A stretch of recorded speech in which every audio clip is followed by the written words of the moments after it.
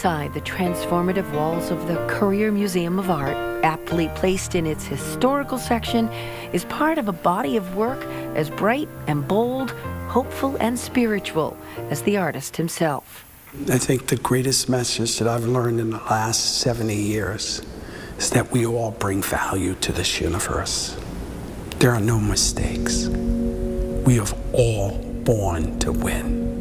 Richard Haynes is a visual storyteller whose faceless subjects are anyone and everyone who might otherwise be invisible. And on display through November 2020, his story of the hope and strength of enslaved people in a series entitled Whispering Quilts. When I got the book, Hidden in Plain View, and I read the book, and it says that slaves literally use stitched messages hidden in quilts to escape into freedom, I went, wow, this is what I want to do. Each piece depicts a section of quilt, weaving the story of a family's escape to freedom, reimagined from slave accounts. Flying Geese, a haunting piece and the family's inspiration for flight when a defiant enslaved woman is punished by a plantation owner. So she is hoisted up in this tree by her wrists, all of her clothes is stripped off, and she is given 45 bullwhip lashes and cut down and left to die. But she lives, wagon wheel depicting the family as they plan their escape. They're collecting their goods. We could see baskets in there. We could see Dad really just sort of talking and inspiring the family that we must do this. I would much rather us running away and die escaping than to die on this plantation as an enslaved human being. All symbolic of their journey along the Underground Railroad. This piece is titled Shoe Fly, which means you are to hide out either in a church or a graveyard. Each quilt has a story.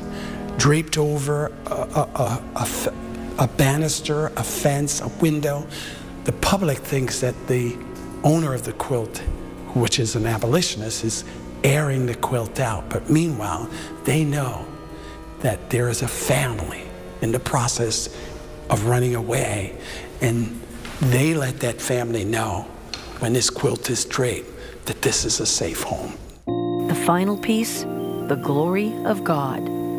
As the father raises his hand, he is saying, thank God. He's praising God that they managed to arrive. This journey, the story of his ancestors. Other series, continuing family stories, including his own in South Carolina, depicted in pieces hung in his home in Portsmouth that he first shared with us years ago. I know that my family are Benin, coming from West Africa. They're great artists and they're craftspeople. They brought in sweetgrass basket making to shell the rice when they were in South Carolina. Now they're no longer enslaved and they become great sweetgrass basket makers in Charleston. And then from there, we become migrant workers. So that's the next series, was the migrant work. He also showed us his home studio and his technique using Caran d'Ache oil wax-based crayon rubbed on 300-pound watercolor paper. There's a thematic series on jazz and the uplifting messages of music and culture and community, and the reality of segregation brought to life through a series depicting the way life could have been, should be. These people would have not been integrated. They would have been segregated. And so I integrated kids playing in the park because African Americans could not even go into public parks, could not go in public beaches, could not go in public libraries, hotels, motels, restaurants. Like so many African American families, Haynes' parents moved north to New York City, to Harlem, for a better life. It's where a middle school teacher encouraged him to pursue his art. He joined the Air Force during the Vietnam era, was stationed at Pease in Portsmouth for a bit, then returned to New York to get his master's in fine art. It's where he met his wife, and after years of vacationing on the seacoast, they settled there in 1989. His wife died 2 years ago, after 46 years of marriage. She just always just encouraged me to do my craft.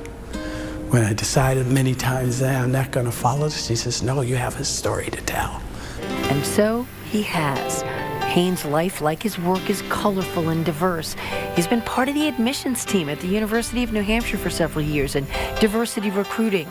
He's an artist in residence at the Courier, his work hanging in private collections too.